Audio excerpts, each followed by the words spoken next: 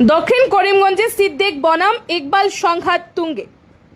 সিদ্দিক আহমেদের বিশাল সম্পত্তির পেছনে ড্রাগসের অর্থ থাকার বিস্ফোরক অভিযোগ ইকবালের। দক্ষিণ করিমগঞ্জে মিত্র জোটের প্রার্থীর জয় নিশ্চিত দেখে উল্টোপাল্টা বলছেন বিধায়ক, মন্তব্য অগপ প্রার্থী। আমার বাড়ির উঠোন থেকে সিদ্দিকের রাজনীতির হাতে খড়ি, বললেন ইকবাল। নিজের বাড়িতে সাংবাদিক সম্মেলন ডেকে সিদ্দিক আহমেদের বিরুদ্ধে একের পর এক বিস্ফোরক অভিযোগ দাগলেন ইকবাল হোসেন। বিধানসভা নির্বাচনের দিন যতই ঘনিয়ে আসছে ততই দুই নেতার সংঘাতে রীতিমতো তপ্ত হয়ে উঠছে দক্ষিণ করিমগঞ্জের রাজনৈতিক বাতাবরণ। এই দুই নেতা হচ্ছেন প্রাক্তন মন্ত্রী তথা বিধায়ক সিদ্দিক আহমেদ এবং মিত্র জোটের প্রার্থী ইকবাল হোসেন। গতকাল সিদ্দিক আহমেদ সাংবাদিক সম্মেলন ডেকে ইকবাল হোসেনের বিরুদ্ধে একের পর এক বিস্ফোরক অভিযোগ তোলেন। তিনি অভিযোগ করেন যে বিগত পঞ্চায়েত নির্বাচনে ইকবাল হোসেন বিভিন্ন জিপি সভাপতির কাছ থেকে লক্ষ লক্ষ টাকা আদায় করেছিলেন। এমনকি এক ব্যক্তিকে এনকাউন্টারের ভয় দেখিয়ে 2 কোটি টাকা দাবি করেছিলেন ইকবাল। পরবর্তীতে সেই ব্যক্তি নাকি ইকবাল হোসেনকে 7 লক্ষ টাকা দিয়েছিলেন। সিদ্দিকের এসব অভিযোগের পাল্টা উত্তর দিতে নিজের বাড়িতে সাংবাদিক সম্মেলন ডাকেন ইকবাল হোসেন। তিনি বলেন, মিত্র জোটের প্রার্থীর জয় নিশ্চিত জেনেই এখন অপপ্রচারে নেমেছেন সিদ্দিক আহমেদ। বলেন, সিদ্দিক আহমেদ জীবনেও সত্যি কথা বলেন না। এই সিদ্দিক আহমেদের রাজনৈতিক জীবন শুরু হয়েছিল এই বাড়ির উঠোন থেকে বলে মন্তব্য করে ইকবাল বলেন, সিদ্দিক আহমেদ যেসব অভিযোগ তুলেছেন তার কোনো সত্যতা নেই। সিদ্দিক বলছেন যে আমি নাকি কোনো ড্রাগস কারবারিকে এনকাউন্টারের ভয় দেখিয়েছি, আমি জানি না লোকটাকে। সিদ্দিক আহমেদের বিশাল সম্পত্তির পেছনে ড্রাগসের অর্থ থাকতে পারে বলে সন্দেহ প্রকাশ করে ইকবাল বলেন যে সিদ্দিক আহমেদের কাকাতুত ভাই ড্রাগস কারবারের দায়ে বছর খানেক আগে গ্রেফতার হয়েছিল। সিদ্দিক আহমেদের বিরুদ্ধে কতটা মামলা রয়েছে একবার খবর নিয়ে দেখুন। এই সিদ্দিক আহমেদ ইদানিং মন্ত্রী কৃষ্ণেন্দু পালের নাম ভাঙিয়ে তৃণমূল কংগ্রেস প্রার্থী আজিজ আহমেদ খানকে জেতাতে উঠে পড়ে লেগেছেন বলে অভিযোগ করেন ইকবাল। পরিস্থিতি আমি আপনাদেরকে দেখেছি, গতকাল সোশ্যাল মিডিয়ার মাধ্যমে দেখেছি দক্ষিণ করিমগঞ্জের বিধায়ক মাননীয় সিদ্দিক আহমেদ সাহেব, যিনি শারীরিকভাবে অত্যন্ত অসুস্থ এবং রাজনীতি থেকে অবসর নিয়েছেন। আমি এবারে দক্ষিণ করিমগঞ্জের মিত্রজোটের প্রার্থী হিসাবে প্রতিদ্বন্দ্বিতা করছি। আমার জনসমর্থন দেখে উনি ঈর্ষান্বিত হয়ে আমার বিরুদ্ধে 2-4টি কুরুচিত্র মন্তব্য করেছেন। যে সমস্ত মন্তব্যের জন্য আমি ধিক্কার জানাই এবং আমি ওনার সম্পর্কে কিছু বলতে চাই না, শুধু এটাই বলব, যেহেতু আপনি রাজনীতি থেকে অবসর নিয়েছেন এবং আপনি যদি প্রতিদ্বন্দ্বিতা নেন, রাজনীতির এই মুহূর্তে আপনি যে বাতাবরণ সৃষ্টি করেছেন সেটা সমাজের জন্য অত্যন্ত অবশ্যই। ব্যাপারটা আমি নিজে বুঝতে পারছি। নমিনেশনের আগের দিন পর্যন্ত উনি নিজে অগপ বিজেপির মিত্রজোটের পক্ষে ছিলেন, কিন্তু আমি নমিনেশন পাওয়াতে এবং এই যে আমি নমিনেশন পাওয়ার পর শ্রীভূমি জেলায় আসার পর হাজার হাজার মানুষ আমাকে যে সংবর্ধনা দিয়েছে এবং জনগণ প্রমাণ করে দিয়েছে দক্ষিণ করিমগঞ্জের মানুষের অন্তরে আমার স্থান।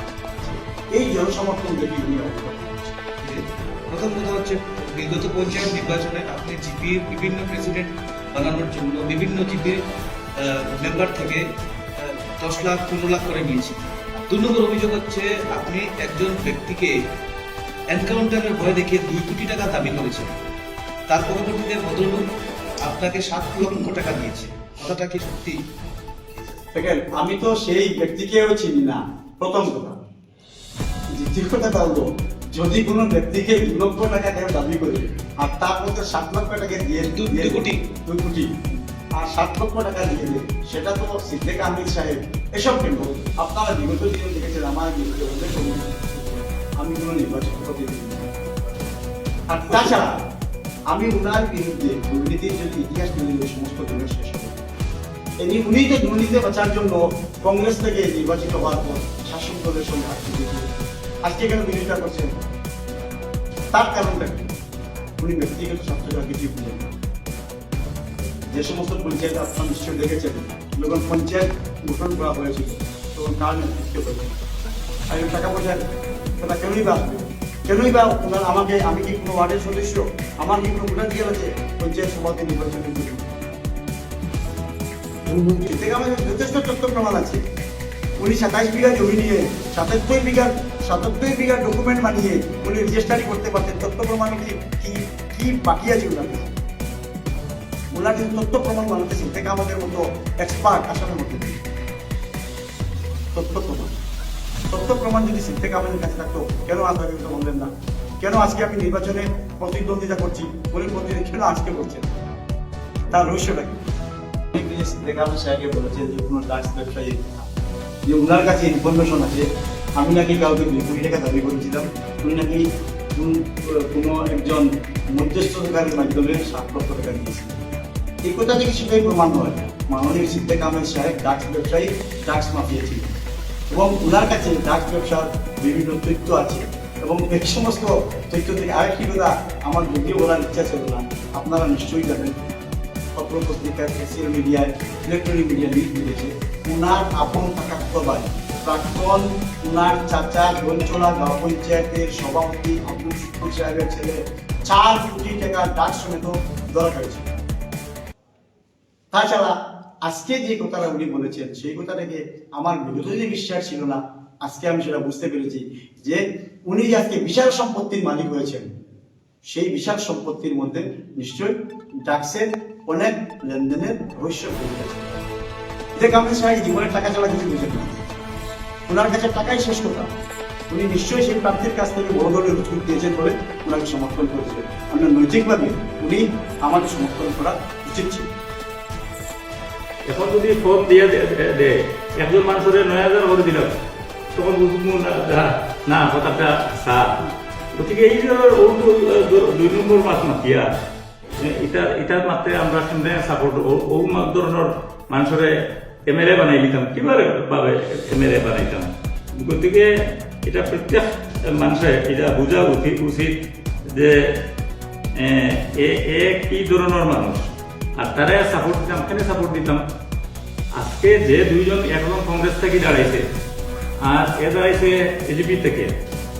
কংগ্রেসি যে দাঁড়াইছে এ তো তার বাবার কত কষ্টে দক্ষিণ করিমগঞ্জ থেকে বিদায় দেওয়া হয়েছে। মকসুদুল করিম সাহেব থাকতে তো দক্ষিণ করিমগঞ্জ একটা পাহাড় রাস্তা দেখা পাওয়া যে এই রাস্তাটা পাহাড় একটা দেখা পাওয়া। আমি যতদিন আমি মাপ সামি খবর গেছি যে একটা কাম করতেন যে অন্য জায়গাতে একটা পাহাড় রাস্তা তাই বানাইয়া গেছে। একটা পাহাড় রাস্তা নাই, কোনো ডেভেলপমেন্ট নাই, কিচ্ছু নাই। আর তার বুয়া এখন দায়িত্ব লইয়া দায়িত্ব লইয়া যখন নমিনেশন পঞ্চায়েত নমিনেশন সময় আইল তেন খালা টুঙ্গার ভিতরে টেকা লইয়া এন গেছে টেকা লইয়া নমিনেশন দেওয়া, এন গেছে টেকা লইয়া নমিনেশন দেওয়া ও আছিল এরার ডিউটি। গতিকে এরা যে বাল মানসি দেখাইতা বাল মাসা তাই জবাব দেখুয়ার এইটা হাসানি না মিশা টেকা লইছেন না লইছেন না ও যে যারা বহুত পয়সা লইয়া করছেন না। আমরা করিমগঞ্জের সুনামিয়ার ছেলে তার কাছ থেকে টাকা লইয়া 2 নম্বরে করছেন। ঠিক ওই ধরনের বহুত মানুষের কাছ থেকে পয়সা লইছেন লইয়া এরা নমিনেশন দিয়েছেন। আজকে নমিনেশন আমি তো 20 বছরের MLA মন্ত্রী, 1 টাকা লইছি হইতে পারবো। টিকিট তো তখন আমরা দিছি কিন্তু 1 টাকা তো লইছি না।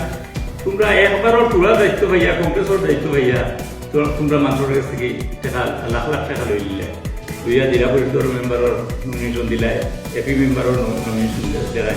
এখন বালা মানুষ সাজ দেয় যে টাউনও এখন নেতা লাগে, তোমরা টাউনও এখন নেতা লাগে।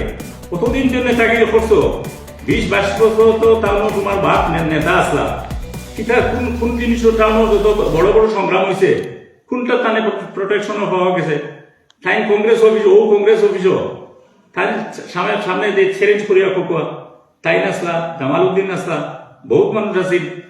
যখন করিমগঞ্জ টাউনও কিছু মুসলমান মানুষের মারপিট হয়েছে ও সময় যখন আমি প্রতিবাদ করছি তখন তাই খানো আসলা। তাই তো আমি কংগ্রেসের অফিসত থাকিয়া কংগ্রেসের বিরুদ্ধে আমি প্রতিবাদ করছি।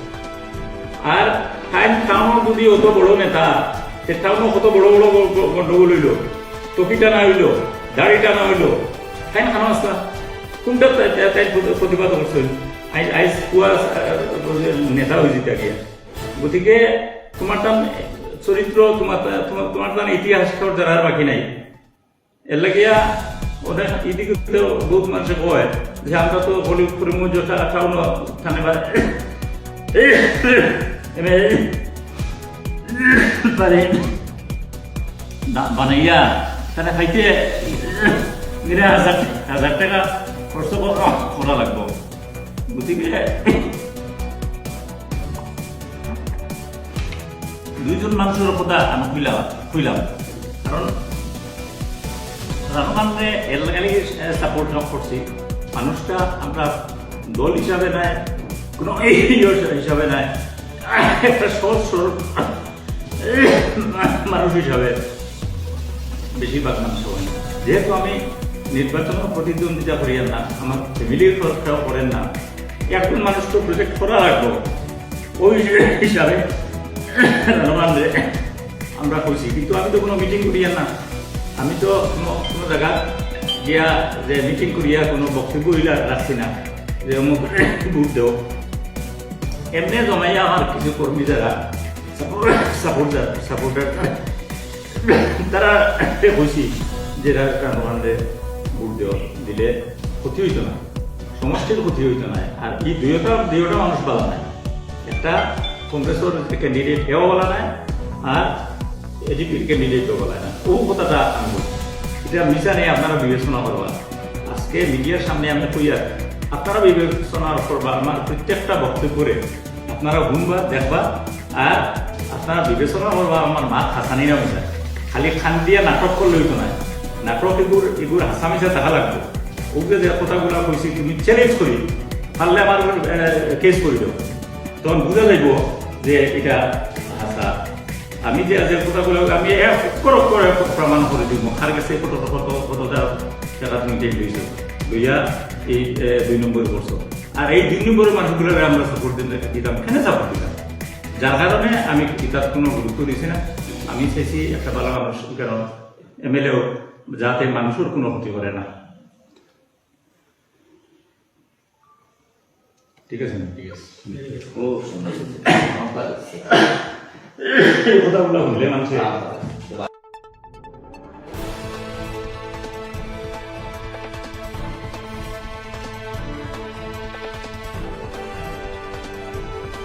আজকে আমি কিছু বিশেষ কারণে আপনারা বিশেষ কথা করার লাগিয়া আমি এই কয়েকদিন থেকে সিনিয়র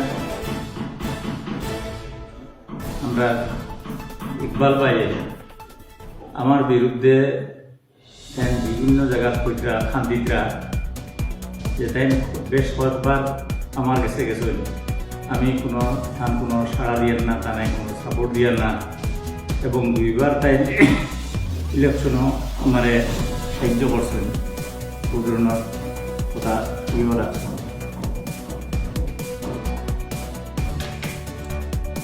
2বার যদি তাই ইলেকশনে আমার সাহায্য করবে, আমি তো 5বার ইলেকশনও কন্টেস্ট করিয়া 4বার দিচ্ছি, তার মানে 3বার তাই আমার লগে আসতাম।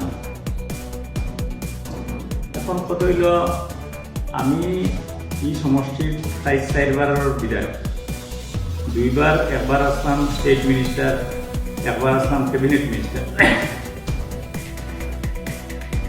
গতিকে এই কনস্টিটিউয়েন্সি, এই ডিস্ট্রিক্টর কিছু সমস্যা এবং যেটা আমার জানা আছে, আমি জানিয়া কোনো মানুষের বেয়াতে কোনো মানুষের এত দায়িত্ব দেওয়া আমি মনে করি এটা আমার পক্ষে কোনো অবস্থায় ঠিক নাই, যার কারণে আমি সাপোর্ট দিছি না। কারণ হইল যে ইকবাল ভাইয়ে বারবার খান্দা কান্দি ফোটা আজকে আপনারা তানে প্রশ্ন করবা যে আমরা এই সাউথ করিমগঞ্জ 27টা গাঁও পঞ্চায়েত, মাত্র 2-3টা গাঁও পঞ্চায়েত ব্যতীত প্রত্যেকটা গাঁও পঞ্চায়েতের প্রেসিডেন্টের নির্বাচন খেয়ারো গেছে থেকে 10 লাখ টাকা, খেয়ারো গেছে থেকে 20 লাখ টাকা, খেয়ারো গেছে 7 লাখ টাকা, 8 লাখ টাকা, তাই লইছেন কিনা তাই স্পষ্ট করব। যদি লইয়া থাকুন, বহু সময় দেখা গেছে কিছু মানুষ জিপির প্রেসিডেন্টের পক্ষে আজকে এই ইলেকশনের সময় তার লগে নাই কিনা, কারণ আমি দেখছি মাত্র তান সাসারগর ভাই একজনের জিবির প্রেসিডেন্ট আছে তার লগে আরো একজন প্রেসিডেন্ট আছে তার লগে আর তো কেউ নাই। তার মানে সব মানুষ তার উপরে বিক্ষুব্ধ হইয়া তানে সাপোর্ট দিছে না। এখন খাইন ভারতমালার থেকে টাকা লইছেন, বিভিন্ন মানুষরে ডর দেখাইয়া ভয় দেখাইয়া টাকা লইছেন, এটা তো আমরা সব বলে জানা। এখন একজন মানুষ পরিবারের বাজারের জন্য সজল হয়ে নাম এরে ড্রাগসর ব্যবসা হইয়া তারে হারাইয়া একটা অর্ডার নিয়ে তারা দিছেন যে তার উপরে এনকাউন্টার ডিমান্ড করছো যদি হে 2 কোটি টাকা দেয় তে এনকাউন্টার থেকে বাঁচব। তখন হে বলছে আমার টাইম তো অত টাকা নাই, আর আমার এনকাউন্টার করিল। পরে বলছেন 1 কোটি টাকা দিল আমার বাঁচিয়ে দিল। হে কইছে না আমি আপাতত আমি তারে আমি 7 লাখ টাকা দিব, আমার কাছে আছে, আর বাকি টাকাটা আমি বারোয়া দিব।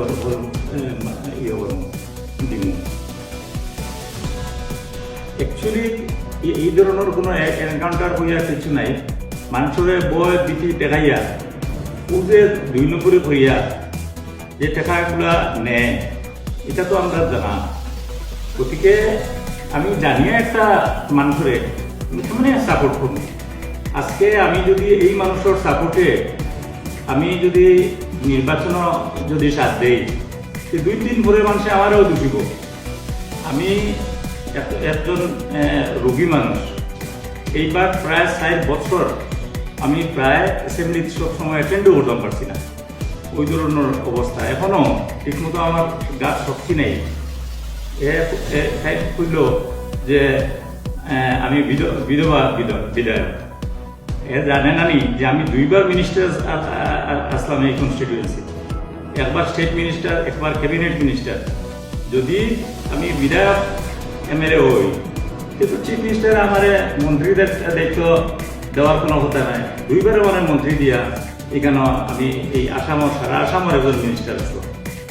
গতিকে তার মতো তো 2 নম্বরে তো আমরা মানুষ নাই। আজকে এসপির ডট দেখাইয়া, কালকে ডিসির ডট দেখাইয়া, একজন এসপি বানাইয়া, আর কোনো সময় ডিসি বানাইয়া ফোন করলো, ঘেরা জবাব দিল, আর মানুষের মনোবল করলো যে এসপি লোকের মাঝে, ডিসির লোকের মাঝে। ওই যে মানসিকতা যে মানুষের আছে তারা আমি কেমনে সাপোর্ট করতাম। এই মানুষটাকে যদি আমি সাপোর্ট করি, আজকে যে তা খান্দা খান্দি করে এটা তো নাটক। আমার কাছে আমার বড় গেছে 3বার, ঠিক আছে, আমি তো পুলিশ মত মাতাম পারি না, কিন্তু আজকে হে যখন আমার এগেনস্টে পর যে আমি সাপোর্ট দিলাম না, কেন আমি সাপোর্ট দিতাম? এই ধরনের মানুষ যদি আমরা কনস্টিটিউয়েন্সির যদি বিধায়ক হয় এই মানে কনস্টিটিউয়েন্সির অবস্থা কিটা করবো আমরা বুঝিয়ে জানি। আজকে তারে যদি আমি সাপোর্ট দিয়া আজকে বিধায়ক বানাই বা তার লগে আমি যদি থাকি 2 দিন পরে মানুষ আমারও দোষিব। আমি এখানে এই দোষীর ভাগে যাইতাম।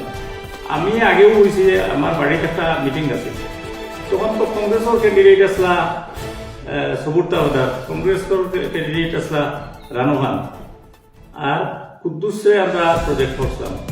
তো কুদ্দুসে টিকিট পাইছেন না, এখন তারা এর লাগে আমি তারা যারা মনে হয় তারা সাপোর্ট দিলিতাম নি।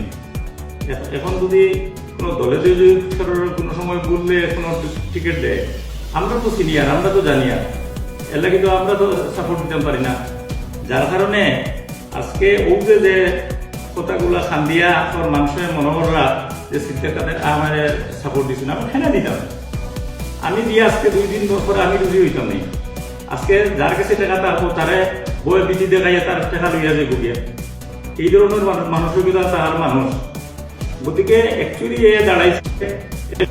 গতিকে যে মানুষটা সারাটা আপাত মস্তক হইল কি 2 নম্বরে, এখন পর অরুণোদয় দিলেই অরুণোদয় তারে আমরা দিলাম। এই আপনার আমার কাছে চাইল অরুণোদয় ফর্ম দিবার লাগে, আমি দিলাম। এখন কই অরুণোদয় দেওয়া হইব? ইলেকশনের সময় কোনোদিন কোনো পয়সা দেওয়া হয়নি। এ কইল অরুণোদয় দিলে তো ফর্ম দেয়, এই যে দুই নম্বর করি মানুষের কাছে যে একটা বাতাবাদী যে করা ওর এটা শক্তি নেই। গতিকে ওই যে কথাগুলা যে অরুণোদয় দিলে অরুণোদয় টাকা ঢুকি যাব ইলেকশন আগে 1,500 করিয়া ঢুকিয়া আমি যদি দিলাই নিজেও তো দিতাম পারবো। গতিকে এই ধরনের মানসিকতা অরুণোদয় দিলে সিএম সারা যেটা দিছে তো 9,000 করে দিছে। এইবার প্রথম পাইছে মানুষে 9,000 করে, এরপরে আস্তে আস্তে তার ইয়ে হইব দিলে পারে পারলে 9,000 হইব।